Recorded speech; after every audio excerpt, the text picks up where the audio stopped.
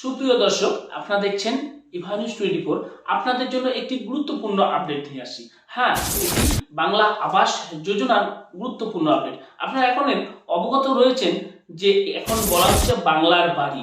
কেন বলা হচ্ছে? পুরো টাকাটাই কিন্তু রাজ্য সরকার দিচ্ছে, এজন্য কিন্তু বাংলার বাড়ি বলা হয়েছে। আজকে আপনার যারা বাংলার বাড়ি কিংবা বাংলা আবাস যোজনা পেয়েছেন, প্রথম কিস্তির টাকা পেয়েছেন, তারা ভাবছেন যে দ্বিতীয় কিস্তির টাকা কবে পাবেন। হ্যাঁ, দ্বিতীয় কিস্তির টাকা কবে পাবেন, এই মাসেই কিন্তু আপনাদের টাকার পাওয়া কথা ছিল, কিন্তু এখনো পর্যন্ত টাকা পাননি।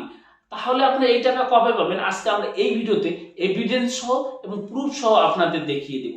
তার সঙ্গে সঙ্গে দেখিয়ে দিব PWLA কারা রয়েছে, যারা রয়েছে, যাদের নাম রয়েছে, অর্থাৎ প্রায়োরিটি ওয়েটিং লিস্টে যাদের নাম রয়েছে, তারা এই ঘর কবে পাবে। তারাও আশায় রয়েছে যে হয়তো 26-এ ইলেকশন রয়েছে, তার আগেই আমরা এই ঘর পাবো। কিন্তু কবে পাবেন, কিভাবে পাবেন, না নতুন করে আবার সার্ভে হবে, আজকে আমরা এই ভিডিওতে সম্পূর্ণ প্রুফ আপনাদের দেখিয়ে দিব। তার মধ্যে প্রথম কিস্তির টাকা যারা পেয়েছেন, দ্বিতীয় কিস্তির টাকা অনেকেই পাবেন না। আজকে এই ভিডিওতে আমরা আপনাদের বিস্তারিত আলোচনা করব।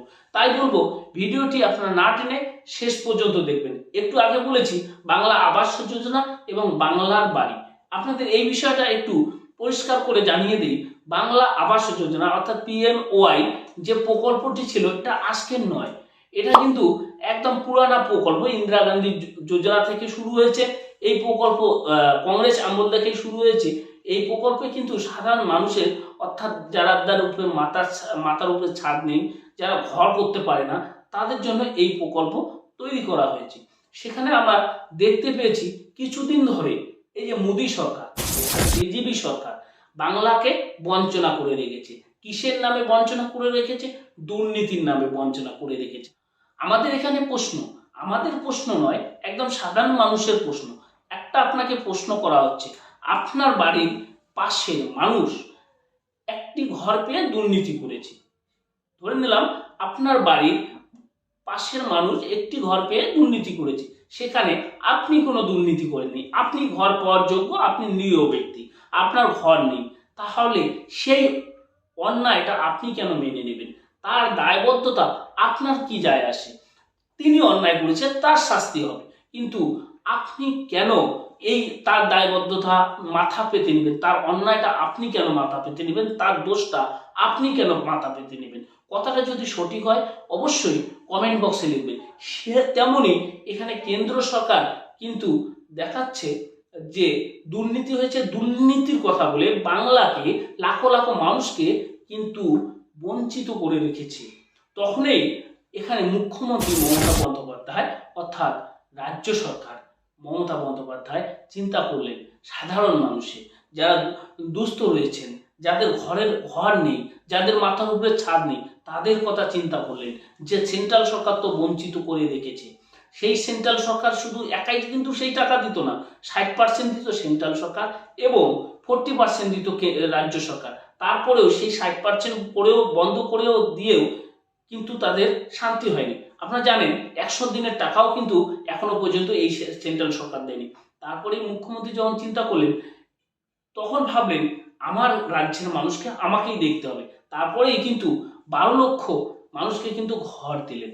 যখন এই 12 লক্ষ মানুষকে ঘর দিলেন, ইতিমধ্যেই তারা কিন্তু ফার্স্ট উইকের টাকা পেয়ে গেছে এবং তারা এখন চিন্তা করছে, অর্থাৎ আপনারা এখন চিন্তা করছেন যে দ্বিতীয় কিস্তির টাকা কবে পাবো। আপনাদের বলে রাখছি যে আপনাদের এই মাসে কিন্তু দ্বিতীয় কিস্তির টাকা পেয়ে যেতেন, কিন্তু কিছু সমস্যার কারণে এই মাসে আপনারা পেলেন না, অর্থাৎ এপ্রিল মাসে পেলেন না, মে মাসে ফার্স্ট উইকেই কিন্তু আপনারা এই টাকা পেতে চলেছেন। অর্থাৎ দ্বিতীয় কিস্তির 60,000 টাকা আপনারা এই পেতে চলেছেন। এবারে প্রশ্ন রয়েছে, কারা এই ঘরের টাকা পাবে না? যাদের ঘর এখনো পর্যন্ত লিন্টার পর্যন্ত হয়নি, অর্থাৎ আপনি ঘর করেছেন, আপনি হাফওয়াল করেছেন কিংবা ঘরের ভিটিটা মেজোটা করেছেন, তাহলে কিন্তু হবে না। এবারে আপনারা অনেকেই প্রশ্ন রয়েছে যে আমি ঘরটা যে সাইজ করেছি, অর্থাৎ বড় করেছি, সেক্ষেত্রে কিন্তু আমার 60,000 টাকায় হয় না। সরকার, অর্থাৎ রাজ্য সরকার কিন্তু গরিবদের জন্য এই ঘরের টাকা ব্যবস্থা করেছে, অর্থাৎ তারা একটা কিন্তু প্ল্যান বানিয়েছে, ঘরের প্ল্যান বানিয়েছে। সেই প্ল্যান অনুযায়ী যদি আপনি ঘর করতেন, তাহলে 60,000 টাকায় আপনার কিন্তু লিন্টার পর্যন্ত হয়ে যেত। তাহলে এখন আপনারা যে ভাবছেন যে লিন্টার না করলে কি টাকা পাবেন না? হ্যাঁ, যারা এখনো পর্যন্ত লিন্টার করেননি, লিন্টার পর্যন্ত হয়নি, তারা কিন্তু ঘরের টাকা, দ্বিতীয় কিস্তির টাকা পাবেন না। অতি শীঘ্রই যারা করেননি তাদেরকে আমি সাজেস্ট করব যে লিন্টার পর্যন্ত করুন, তাহলে আপনি মে মাসের ফার্স্ট উইকে কিন্তু টাকা পেয়ে যাবেন। এবারে চলে আসুন পিডাব্লিউএল। এই পিডাব্লিউএল এ কবে টাকা দিবে? এই যে মে মাসেই কিন্তু মে মাসেই যখন দ্বিতীয় কিস্তির টাকা দেওয়া শেষ হয়ে যাবে, প্রথম যে যাদের ঘর দেওয়া হয়েছে 12 লক্ষ মানুষকে, তখনই কিন্তু এই পিডাব্লিউএল এর জন্য কিন্তু প্রসেসিং শুরু হবে। অর্থাৎ মে মাসে আপনি যদি নাও পান, তাহলে কিন্তু আপনি জুন মাসে পেতে চলেছেন পিডাব্লিউএল থেকে ঘর। হ্যাঁ বন্ধুরা, জুন মাসেই কিন্তু আপনারা ঘর পেতে চলেছেন। পিডাব্লিউ ওয়েটিং এ যারা রয়েছেন তারা কিন্তু ঘর পেতে চলেছেন, জুন মাস থেকেই তারা ঘর পেতে চলেছেন, এটা আমরা বিশেষ সূত্রে জানতে পেরেছি।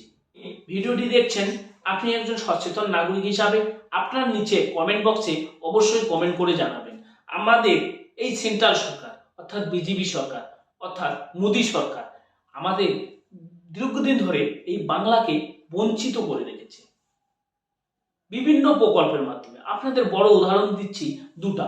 একটা হচ্ছে যে বাংলা আবাস যোজনা, একটা হচ্ছে 100 দিনের কাজের টাকা। আপনি এই 2 বছরে 100 দিনের কাজের টাকা আপনি অনেক জায়গায় অর্থাৎ 100 দিন করে 2 বছরে 200 দিন কাজ করতে পারতেন।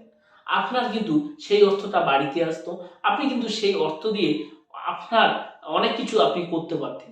এবং বাংলা আবাস যোজনা, আপনি ঘর যদি পেতেন, আপনি একটা দোকানে গিয়ে আপনার ঘরের সরঞ্জাম কিনতেন। কিরকম? আপনি টিন কিনতেন, বালু কিনতেন, বজরি কিনতেন, ইট কিনতেন। এই টাকাটা আমাদের রাজ্যে কিন্তু রোলিং হতো, তাহলে আমাদের রাজ্যে কিন্তু অনেকটা ডেভেলপ হতো, আমরা কিন্তু আরো এগিয়ে যেতাম।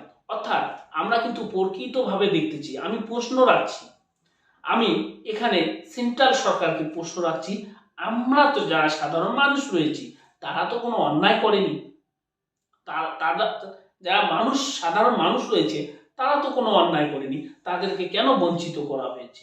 আমরা কিন্তু এই সেন্ট্রাল সরকারের বঞ্চিতর কারণে অনেকটা অর্থনৈতিকভাবে পিছিয়ে যাচ্ছি। আপনি একজন সচেতন নাগরিক হিসাবে আমার ভিডিওটি দেখছেন, তাই বলবো আপনার মতামত অবশ্যই কমেন্ট বক্সে লিখবেন। কমেন্ট করতে আপনার কোনো পয়সা লাগছে না, আপনি একজন প্রতিবাদী মানুষ হিসাবে আপনার মতামত আমরা আশা করছি।